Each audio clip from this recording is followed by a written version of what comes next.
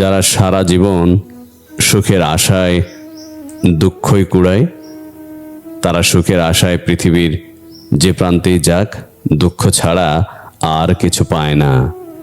নিজের সমস্ত সুখ বিসর্জন দিয়ে যারা অন্যকে খুশি রাখতে যায়, দিন শেষে নিজের বলতে সামান্য আনন্দটুকুও থাকে না তাদের মনে।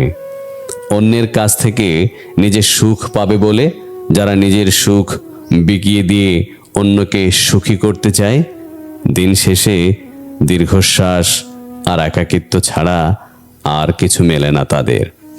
পৃথিবীতে এমন দুর্ভাগা মানুষগুলোই নিজের ব্যক্তিগত সম্পর্কে টানাপোড়েনে ভোগে।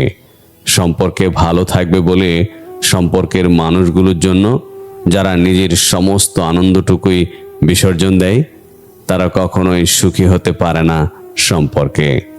নিজের সমস্ত সুখ আনন্দ বিসর্জন দিয়ে অন্যকে খুশি করতে চাওয়া শুধু বোকামি নয়, নিজেকে ঠকানো মাত্র।